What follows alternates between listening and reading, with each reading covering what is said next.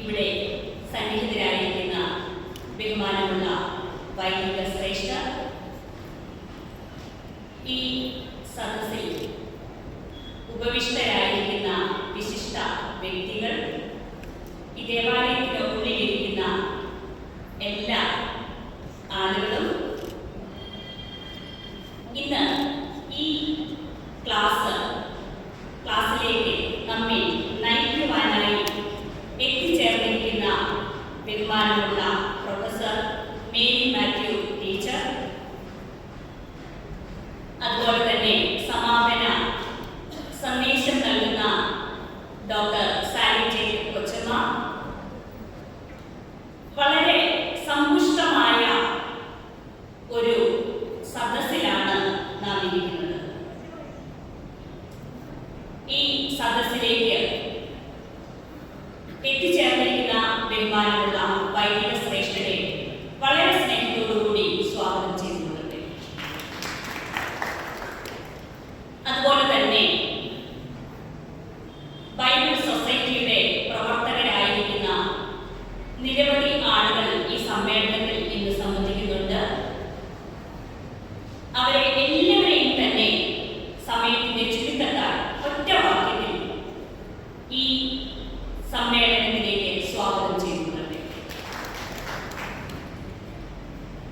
ഇന്ന് നമ്മോട് സംസാരിക്കുവാനായി ഇവിടെ എത്തിച്ചേർന്നിരിക്കുന്നത് പ്രൊഫസർ മേരി മാത്യു മാഡമാണ്. അർത്ഥവത്തായ ജീവിതം കൊണ്ടും പ്രവൃത്തി മേഖലയിലെ പരിചയത്തിന്റെ കരുത്തും ആവോളമുള്ള ടീച്ചർ, ബെസേലിയോസ് കോളേജിലെ head of the department of Malayalam ആയിരുന്നു. അതുപോലെ തന്നെ വൈസ് പ്രിൻസിപ്പളായി സേവനം അനുഷ്ഠിച്ചിട്ടുണ്ട്. അതിനുശേഷം വിശ്രമ ജീവിതം നയിക്കുന്ന ടീച്ചർ, എന്നാൽ പരിപൂർണ വിശ്രമ ജീവിതത്തിലേക്ക് പോകുന്നതിന് പകരമായി ദൈവം നിയോഗിച്ച മലങ്കര ഓർത്തഡോക്സ് സിറിയൻ ചർച്ചിന്റെ മർത്തം മറിയം വനിതാ സമാജത്തിന്റെ ജനറൽ സെക്രട്ടറിയായി ഇപ്പോൾ സേവനം അനുഷ്ഠിച്ചുകൊണ്ടിരിക്കുകയാണ്. ടീച്ചർ താമസിക്കുന്നത് കുഴിമറ്റത്താകുന്നു.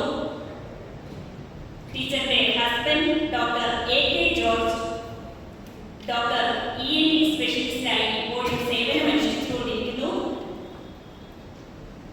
ഇന്ന് ഈ മീറ്റിംഗിൽ ഏറ്റവും അർത്ഥവത്തായ ക്ലാസ് നൽകുവാൻ ഏറ്റവും ഉത്തമയായ വ്യക്തിത്വമാകുന്നു ടീച്ചർ. ടീച്ചറിന്റെ ചില ക്ലാസുകൾ ഞങ്ങൾ CSI സഭയിൽ കേട്ടിട്ടുണ്ട്. അർത്ഥവത്തായ വാക്കുകളും ജീവിതവും കൂട്ടിയോജിപ്പിച്ച് വളരെ മനോഹരമായി നമ്മളുടെ മുൻപിൽ അവതരിപ്പിക്കുവാൻ ഏറ്റവും ശ്രേഷ്ഠമായ വ്യക്തിത്വമാകുന്നു ടീച്ചർ. മാത്രമല്ല, നമ്മോട് ഇന്ന് ടീച്ചർ സംസാരിക്കുന്ന വിഷയം പുതിയ തലമുറയെ ക്രൈസ്തവ മനോഭാവത്തിൽ വാർത്തെടുക്കുന്നതിൽ സ്ത്രീകൾക്കുള്ള പങ്ക് എന്നുള്ളതാണ്. 3 മക്കളും 9 കൊച്ചുമക്കളും അടങ്ങുന്ന ആ കുടുംബത്തെ നയിച്ചുകൊണ്ടിരിക്കുന്ന ടീച്ചർ ഈ മീറ്റിംഗിൽ നമുക്കായി തിരുവചനം പങ്കുവയ്ക്കുവാൻ എത്തിച്ചേർന്നു. ടീച്ചറിനെ ഏറ്റവും സ്നേഹത്തോടുകൂടിയും ബഹുമാനത്തോടുകൂടി ഈ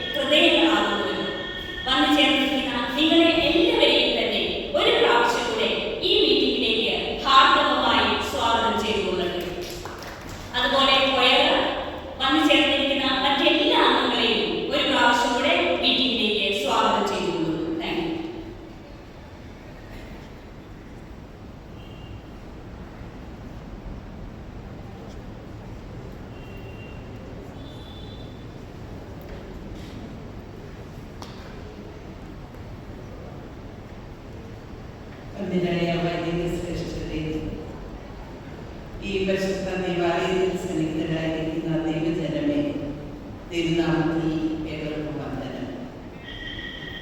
ഒരു പകൽക്കാലം മുഴുവൻ ദൈവത്തിന്റെ ആലയത്തിലായിരിക്കുവാനും ദൈവവചനത്തെക്കുറിച്ച് ധ്യാനിക്കുവാനും ദൈവം നൽകിയ നല്ല അവസരം വസ്തുതയിൽ ഏറ്റവും അനുഗ്രഹകരമായിട്ട് അനേകർക്ക് ലഭിക്കാത്ത അവസരം ലഭിച്ചവരാണ് ഇവിടെ ഇരിക്കുന്ന എല്ലാവരും തന്നെ.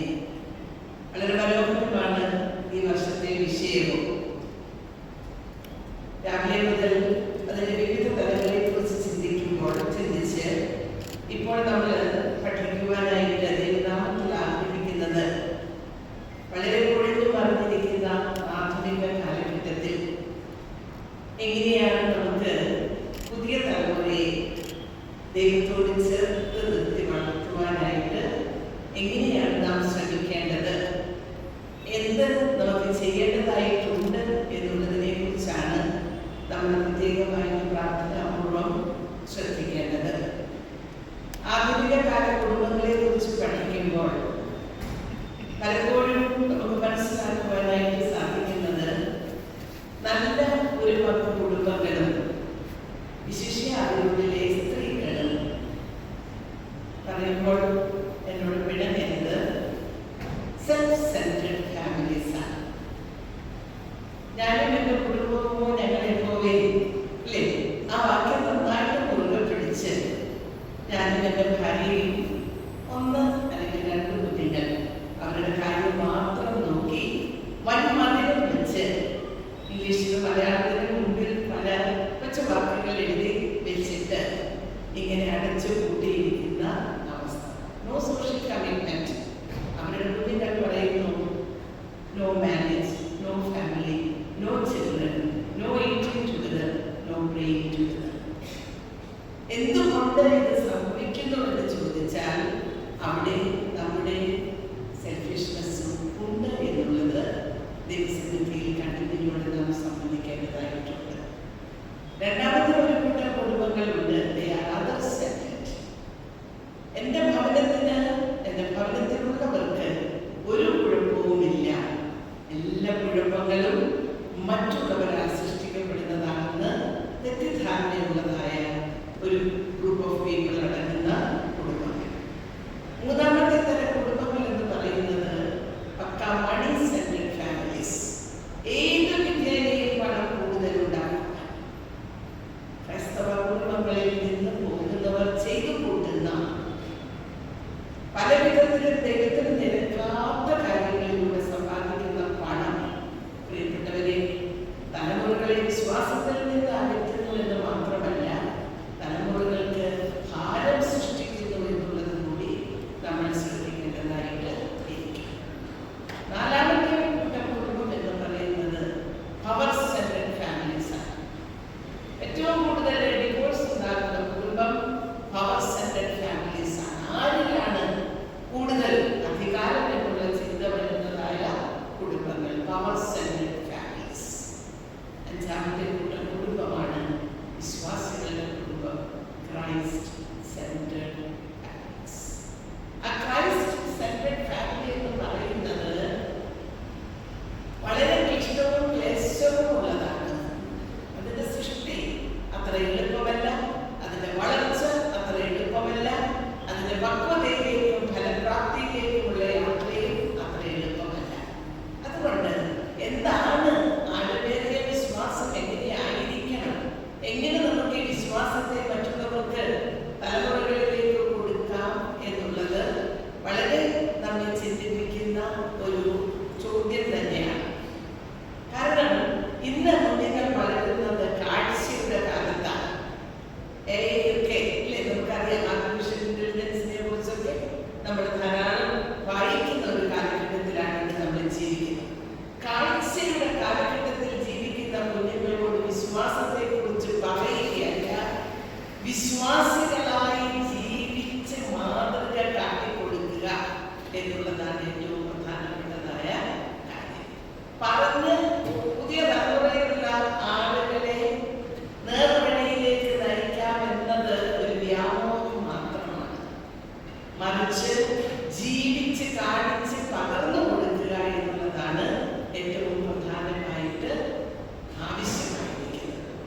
അതിന് ഒന്നാമതായിട്ട് ചിന്തിക്കേണ്ടത് വിശ്വാസത്തെ കുറിച്ചാണ്. വിശ്വാസത്തിന്റെ വിവിധ കാര്യങ്ങൾ പ്രഭാതത്തിലെ ക്ലാസ്സുകളിലൊക്കെ നിങ്ങൾ ചിന്തിച്ചു വരും. ഇംഗ്ലീഷിൽ വിശ്വാസം എന്നുള്ളതിന് ഫെയ്ത്ത് എന്നാണ് നമ്മൾ പറയുന്നത്. ആ 5 അക്ഷരത്തിലുണ്ട് ഒരു വിശ്വാസി എങ്ങനെയായിരിക്കണം എന്നുള്ളതിനെ കുറിച്ച് നമുക്കൊന്ന് ചിന്തിക്കാം. ഒരു ഉത്തമ വിശ്വാസി ഫോളോയിങ് ഗോഡ്, ദൈവത്തെ ശിഷ്യഗണം അനുഗമിച്ചതുപോലെ അനുഗമിക്കുന്നവരായിരിക്കും. ഒന്നിനുമല്ലാതെ അനുഗമിക്കുന്ന അവസ്ഥ, ഏതിനുമല്ലാതെ അനുഗമിക്കുന്ന അവസ്ഥ. വന്ന് കാണുകയിൽ നിന്ന് പറഞ്ഞ അന്ത്രയോസും ഫിലിപ്പോസും ചെന്നതുപോലെ വന്ന് കണ്ടിട്ട് സഹോദരനെ കൂടെ ദൈവത്തിലേക്ക് കൊണ്ടുപോകുന്ന അവസ്ഥ. കണ്ണടച്ചാണ് ദൈവത്തിലേക്ക് നമ്മൾ അനുഗമിക്കേണ്ടത്. അല്ലാതെ ചോദ്യങ്ങൾ ചോദിച്ച് ദൈവത്തെ അനുഗമിക്കുവാനായിട്ട് സാധിക്കുകയില്ല. ചോദ്യങ്ങൾ ചോദിച്ച് ദൈവത്തെ അനുഗമിക്കുവാനായിട്ട് സാധിക്കില്ല. ഒന്ന്, ദൈവത്തെ അനുഗമിക്കുക. ദൈവത്തെ അനുഗമിക്കുക എന്ന് പറഞ്ഞാൽ എന്താണ്? അവന്റെ കുരിശ് ഏൽക്കുവാൻ തയ്യാറാവുക.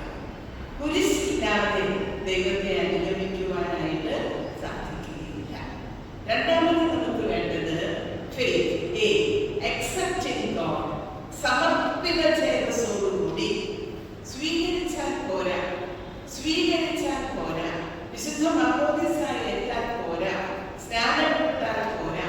സമർപ്പണമാണ് വിശ്വാസത്തിന്റെ രണ്ടാമത്തെ കാര്യം. പൂർണ്ണമായി ദൈവത്തിലേക്ക് ആയിത്തീരുന്ന അവസ്ഥയാണ്, ഒരായിത്തീരലാണ് രണ്ടാമത്തെ അവസ്ഥ. മൂന്നാമത്തെ കാര്യം എന്ന് പറയുന്നത് ഇമിറ്റേറ്റിംഗ് ഗോഡ്, ദൈവത്തെ അനുകരിക്കുക. ദൈവത്തെ അനുകരിക്കുക എന്ന് പറഞ്ഞാൽ ഒന്നാമത്തെ കാര്യം അനുസരണമാണ്. പിതാവാം ദൈവത്തെ ഇത്രമേൽ അനുസരിച്ച ഒരു വ്യക്തി, പുത്രനെ പോലെ മറ്റാരുമില്ല. ഇന്നത്തെ മനുഷ്യർക്ക് ഇഷ്ടമില്ലാത്തതും അത് തന്നെയാണ്. നമുക്കറിയാം, കലാലയങ്ങളിലും സ്കൂളുകളിലും ഒക്കെ നടക്കുന്ന പത്രവാർത്തകൾ വായിക്കുമ്പോൾ, അല്ലെങ്കിൽ നമ്മൾ സോഷ്യൽ മീഡിയയിലൂടെ കാണുമ്പോൾ തന്നെ അറിയാം, അനുസരണം എന്നത് ഇന്ന് എവിടെയാണ്. അനുസരിക്കുക, പിതാവിനെ അനുസരിച്ചു. രണ്ടാമത് ചെയ്തത് എന്താണ്? സ്വയം ശൂന്യമാക്കി. ശൂന്യമാക്കാൻ ആർക്കും ഇഷ്ടമില്ലല്ലോ. നേടാൻ മാത്രം ഇഷ്ടമുള്ള, അധികാരത്തിനും പദവിക്കും താല്പര്യമുള്ള ഒരു കാലഘട്ടത്തിൽ ജീവിക്കുമ്പോൾ ശൂന്യമാക്കലാണ് വിശ്വാസത്തിന്റെ ഒരു വഴി. മൂന്നാമത്തെ വഴി എന്ന് പറയുന്നത് പിതാവിനോട് നിന്ന് അനുസരണത്തോടെ സ്വയം ശൂന്യമാക്കിയ പുത്രൻ സ്നേഹമായിരുന്നു. ആ സ്നേഹമാണ് കുരിശിലേക്ക് നയിക്കുന്നത്.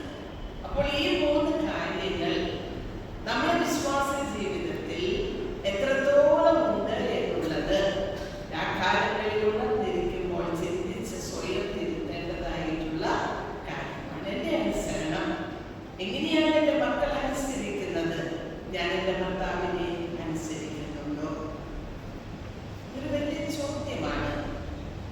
എൻ്റെ മക്കളുടെ മുൻപിൽ ഞങ്ങളുടെ കുടുംബജീവിതം എങ്ങനെയുണ്ട്, വിശ്വാസ ജീവിതം എങ്ങനെയുണ്ട് എന്ന് ചോദിച്ചാൽ ജീവിതം മാതൃകാപരമാണോ എന്ന് നമ്മൾ ചിന്തിക്കേണ്ടിയിരിക്കുന്നു. വിട്ടുകൊടുക്കുവാൻ, വിനയപ്പെടുവാൻ നമ്മൾ എത്രമാത്രം, വിധേയപ്പെടുവാൻ എത്രമാത്രം തയ്യാറാണ്. കുടുംബജീവിതത്തിൽ വേണ്ട sacrificial love, submissive love and sanctifying love എത്രത്തോളം നമ്മുടെ ജീവിതത്തിൽ ഉണ്ട് എന്നുള്ളത് നമ്മൾ ശ്രദ്ധിക്കേണ്ടതായിട്ട് ഇരിക്കുന്നു.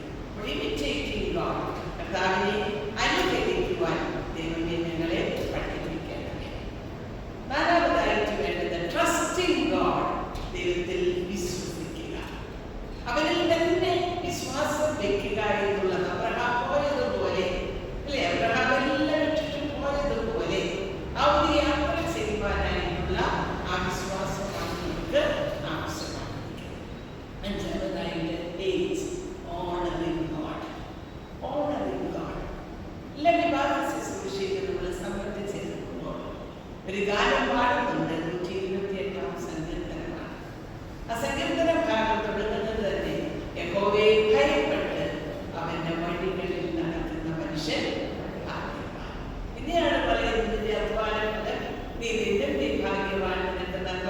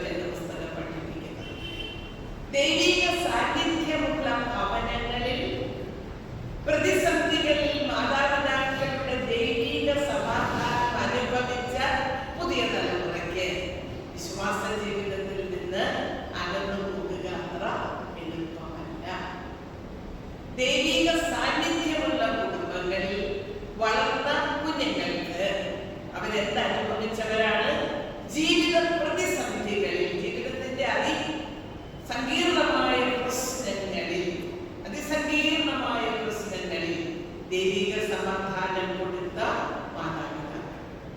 36 വയസ്സുള്ള ഒരു പെൺകുട്ടി, 4 മക്കളുണ്ട്, 4 പേരും ക്യാൻസർ. അമ്മ ക്യാൻസർ പേഷ്യന്റാണ്, 4 കൊച്ചു കുഞ്ഞുങ്ങൾ. ഞാൻ ഈ മകളെ കാണാൻ ചെന്നപ്പോൾ ആ മകളോട് ഞാൻ ചോദിച്ചു, എങ്ങനെയാണ് ഇത്രയും സമാധാനത്തോടെ ഇരിക്കുന്നത്? 5 വയസ്സ്, 7 വയസ്സ്, 9 വയസ്സ്, 10 വയസ്സ്, 4. അപ്പോൾ എന്നോട് പറഞ്ഞു, കാലിത്തൊഴുത്തിലും കുരിശിന്റെ ചുവട്ടിലും എപ്പോഴും അമ്മ എരിച്ചിട്ടുണ്ടായിരുന്നു. അത് കഴിഞ്ഞപ്പോഴാണ് യോഹന്നാൻ വിട്ടുകൊടുത്ത് ശിഷ്യ സമൂഹത്തിന്റെ കൂടെ ഇരുന്നത്. അപ്പോൾ ഒരമ്മ സാന്നിധ്യം ഈ കുഞ്ഞുങ്ങൾക്ക് വേണമെന്ന് തമ്പുരാൻ നിശ്ചയിച്ചിട്ടുണ്ടെങ്കിൽ എൻ്റെ രോഗത്തിന്റെ സൗഖ്യവും എൻ്റെ ആയുസ്സിന് ദൈർഘ്യവും തരുമെന്ന് ഞാൻ വിശ്വസിക്കുന്നു. ഈ കൊച്ചു കുഞ്ഞുങ്ങളെ ചേർത്ത് പിടിച്ചുകൊണ്ട് പറഞ്ഞ ആ അമ്മയുടെ വിശ്വാസം ഇതാണ് വിശ്വാസം. ഇത് കേട്ട് വളരുന്ന ഈ കുഞ്ഞുങ്ങൾ ദൈവത്തെ കണ്ടാലും കണ്ടില്ലെങ്കിലും അവർ അനുഭവിക്കുന്നു എന്നുള്ളതിന് യാതൊരു സംശയവും. നിന്റെ സാന്നിധ്യം കൂടെ ഉണ്ടെങ്കിൽ അവിടെ ദൈവിക സമാധാനം ഉണ്ട്. ആ സമാധാനം അനുഭവിപ്പിക്കുവാനുള്ള വിശ്വാസമാണ് ഇന്ന് നഷ്ടപ്പെട്ടുകൊണ്ടിരിക്കുന്നത്.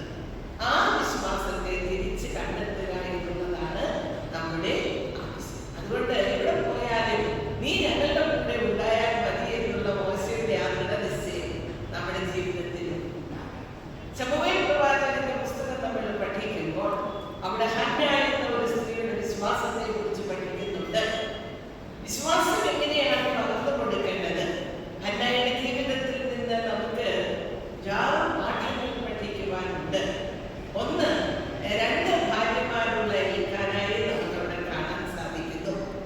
ഒരാൾ എപ്പോഴും ഹന്നയെ കുത്തിമുറിവേൽപ്പിച്ചുകൊണ്ടിരിക്കുന്ന ഒരു സ്ത്രീയായിരുന്നു. അവിടെ പരിഭവം പറയാത്തവളായിരുന്നു ഹന്ന. അതാണ് 1ാമത്തെ ക്വാളിറ്റി.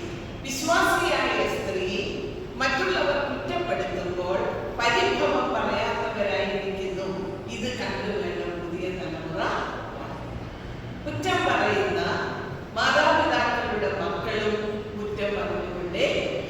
അപ്പോൾ പരിഭവം പറയാത്ത ഒരു വിശ്വാസിയായിരിക്കാൻ. വിശ്വാസി പരിഭവം പറയുകയില്ല.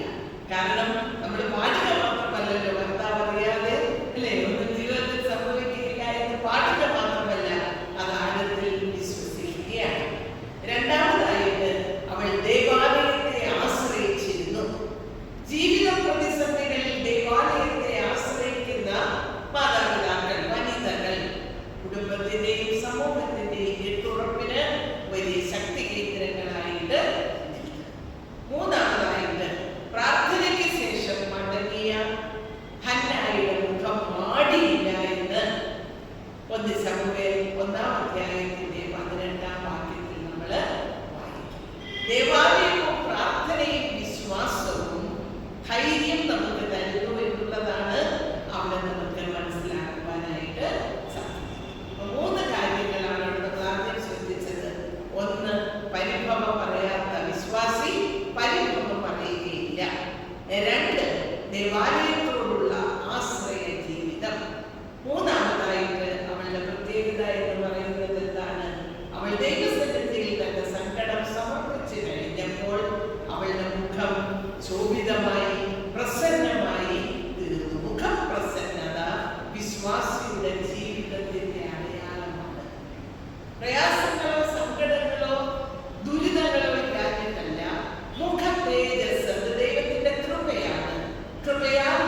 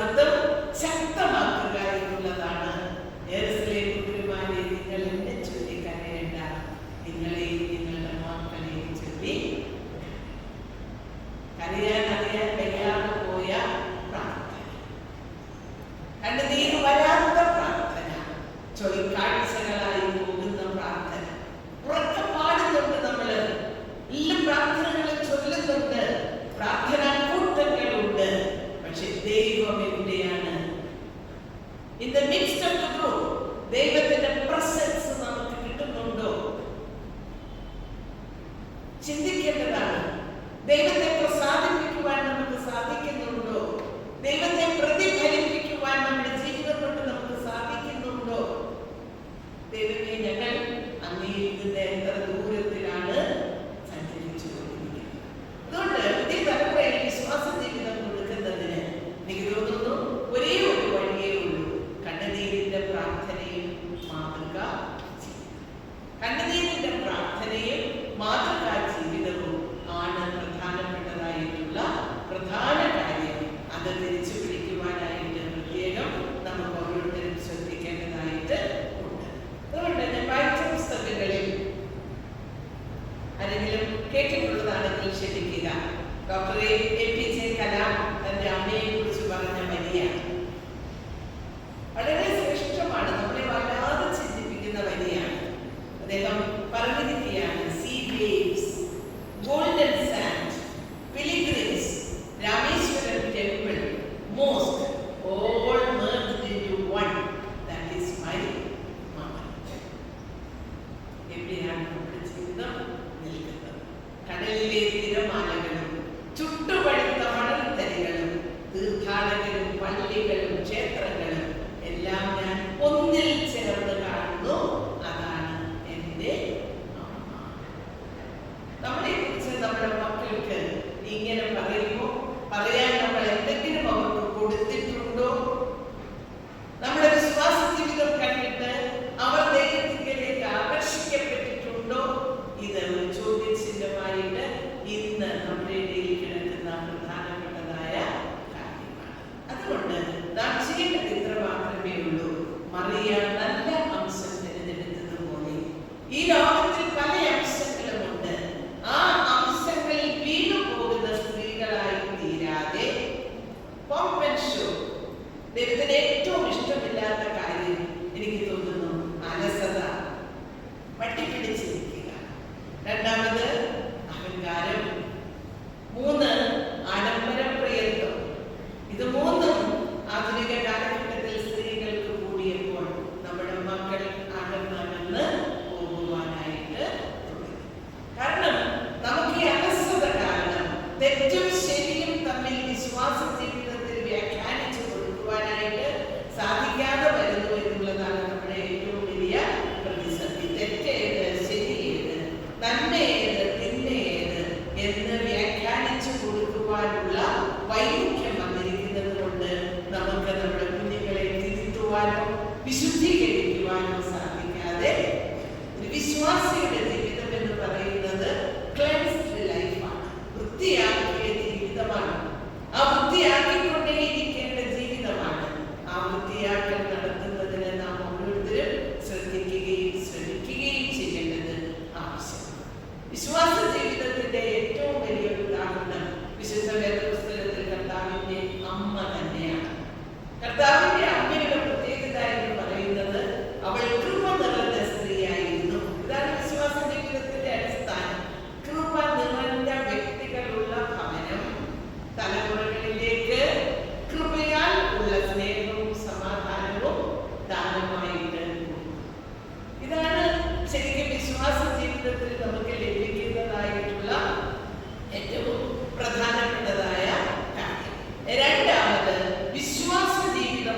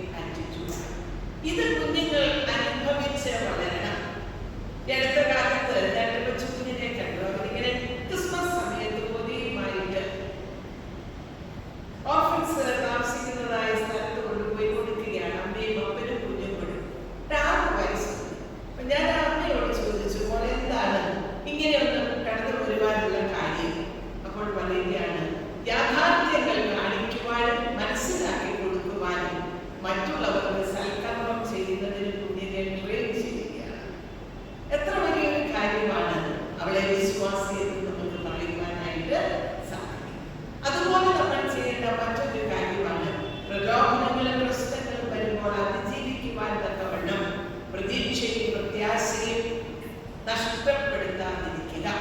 വിശ്വാസിയുടെ അടയാളമാണിത്.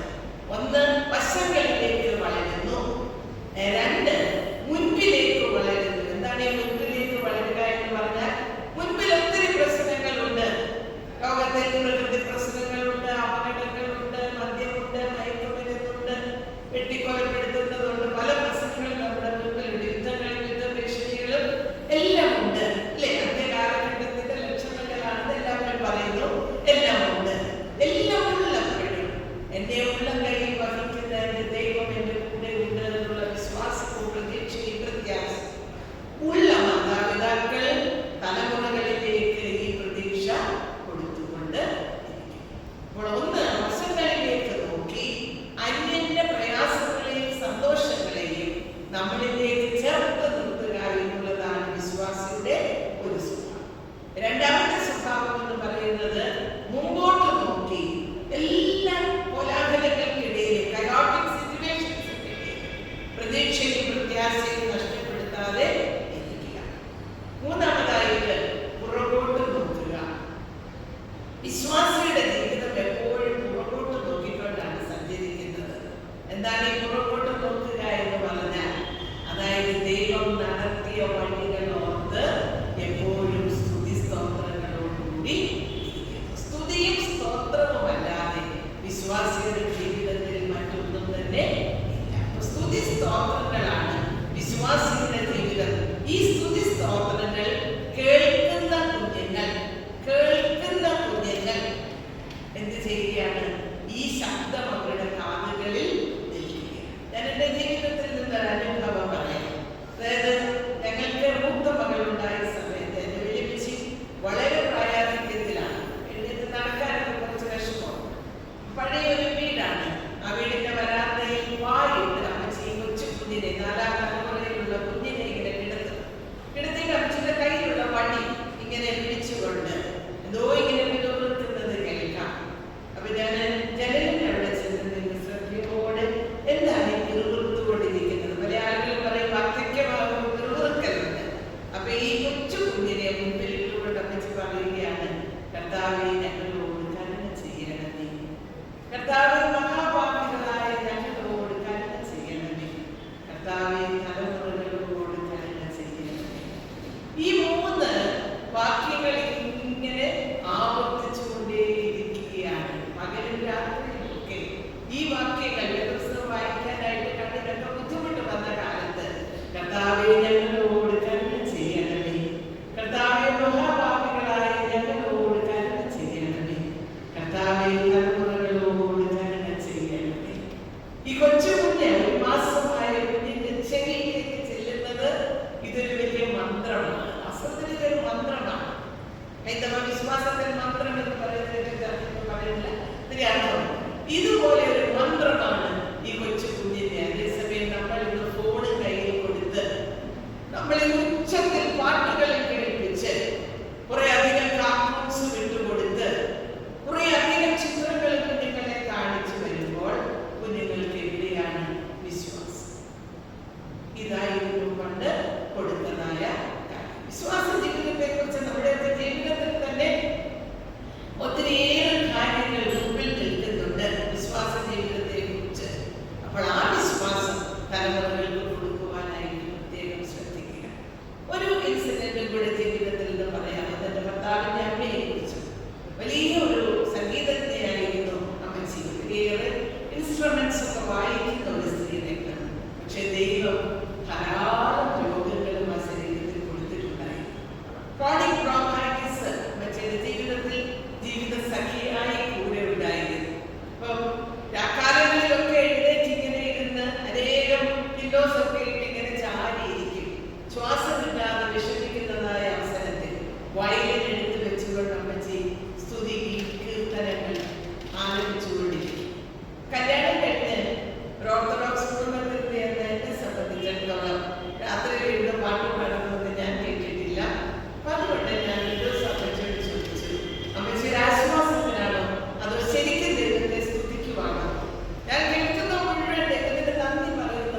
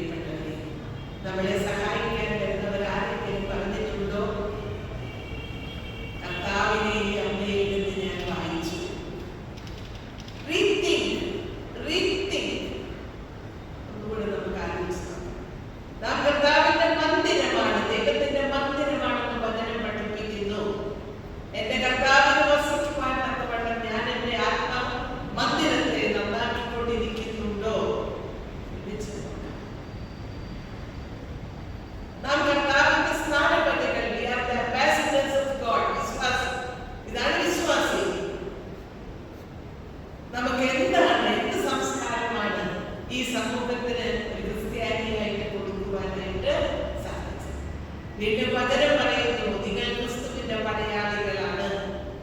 പടയാളിയുടെ പ്രത്യേകത എന്താണ്?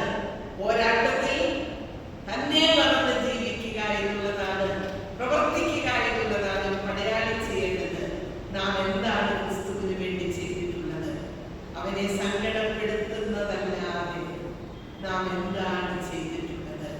വീണ്ടും പറയുന്നു, നാം ക്രിസ്തുവിന്റെ സൗരഭ്യവാസനയാണ്.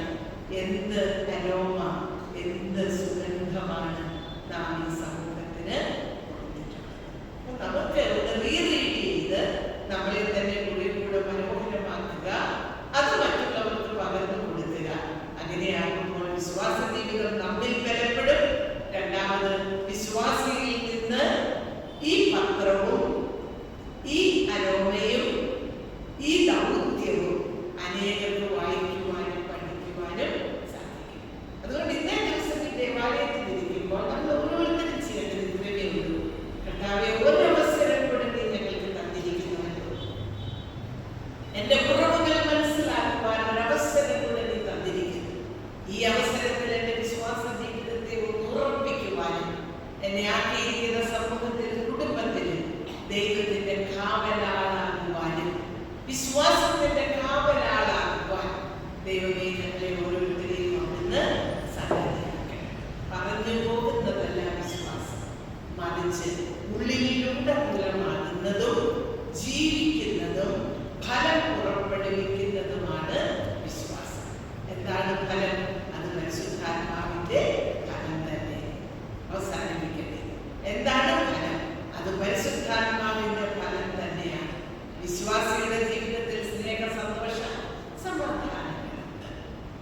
വിശ്വാസിയുടെ ജീവിതത്തിൽ വിശ്വസ്തതയും അല്ലേ തുടങ്ങിയിട്ടുള്ള എല്ലാം ക്ഷമ, ദയ, പരോപകാര, സൗമ്യത, ഇതെല്ലാം ഉണ്ട്.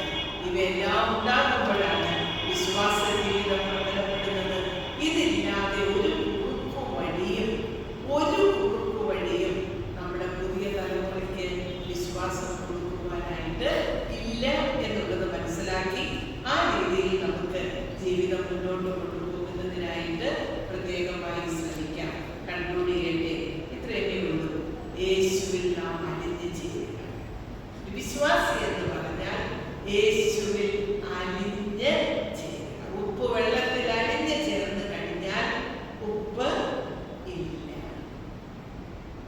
ഈ ഞാൻ എന്ന ഭാവമാണ് വിശ്വാസത്തിന് വിഘാതമായി നിൽക്കുന്ന വലിയ ഒരു ഘടകം. അതുകൊണ്ട് അലിഞ്ഞ് ചേരുക എന്നുള്ളതാണ് വിശ്വാസിയുടെ ജീവിതത്തിൽ ഉണ്ടാകേണ്ടതായ പ്രധാനപ്പെട്ടതായ കാര്യം. അങ്ങനെ വരുമ്പോൾ യേശു നമ്മുടെ ഉള്ളിൽ വളരുകയും നമുക്ക് ലഭിക്കുന്നതായ ഫലം എന്താണ്? വീര്യം, ധൈര്യം, ക്രിസ്ത്യൻ കറേജ്, ക്രിസ്ത്യൻ കൺവിക്ഷൻ. വിശ്വാസിയുടെ ജീവിതത്തിലുള്ള ഏറ്റവും പ്രധാനപ്പെട്ട രണ്ട് കാര്യം Christian courage and Christian conviction നമ്മുടെ ജീവിതത്തിൽ ഉണ്ടാകുന്നു. അപ്പോൾ നമ്മുടെ ജീവിതത്തിൽ ഇന്ദ്രിയ ജയം, ഇമോഷണൽ ബാലൻസ്, വൈകാരികമായ പക്വതയോടുകൂടെ പെരുമാറുവാനും ഭക്തി നിർഭരമായി നമ്മെ തന്നെ സമർപ്പിക്കുവാനും സ്ഥിരമാനസരായിരിക്കുവാനും സാധിക്കുന്നു.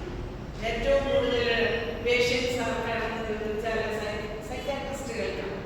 സ്ഥിരതയില്ലാത്ത മനുഷ്യരെ കൊണ്ട് ബുദ്ധിമുട്ടുന്ന കാര്യത്തിൽ സ്ഥിരതയുള്ളവരായി തീരുന്നു. വിശ്വാസിയുടെ ജീവിതത്തിൽ സാധു കൊച്ചുവിന്റെ ഉപദേശിയെ കുറിച്ച് ഞാൻ നിങ്ങളോട് പറയേണ്ട കാര്യമില്ല. ദുഃഖത്തിന്റെ പാനപാത്രം അല്ലേ വഹിച്ചും അനുഭവിച്ചും കുടിച്ചും നിന്നപ്പോഴും വിശ്വാസ സ്ഥിരതയിൽ നിന്ന മനുഷ്യൻ. അതുകൊണ്ടാണ് 2025 നമ്മൾ കണ്ടിട്ടില്ലാത്ത ആ മനുഷ്യന്റെ വിശ്വാസത്തെ കുറിച്ച് രാക്കാലങ്ങളിൽ നമ്മുടെ കുഞ്ഞുങ്ങൾ കൂടി വരുമ്പോൾ നമ്മൾ പറഞ്ഞു. ഇന്നത്തെ ഏറ്റവും പ്രഗത്ഭനായിട്ടുള്ള ആളുകളെ ഉണ്ട് നമുക്കിങ്ങനെ പറയാനായിട്ട്. സഭകൾ, വിവിധ സഭകളുണ്ട്. വിവിധ സഭകളിൽ നമുക്ക് ആരെ എടുത്ത് പറയുവാൻ സാധിക്കുന്നു? സാധു കൊച്ചു ഉപദേശിയുടെ സ്ഥാനത്ത് have a simple mind, have a humble mind, have a spiritual mind. വിശ്വാസിയുടെ ജീവിതം ക്രൈസ്തവ സാക്ഷ്യമുള്ളത്, ക്രൈസ്തവ ധൈര്യമുള്ളത്, ക്രൈസ്തവ സ്ഥിരതയുള്ളത്, ക്രൈസ്തവമായ പക്വതയുള്ളതുമാകുന്നതിന് ദൈവമേ അത് കണ്ട് ഞങ്ങളുടെ കുഞ്ഞുങ്ങൾ മുമ്പോട്ട് പോകുന്നതിന് ദൈവത്തിന്റെ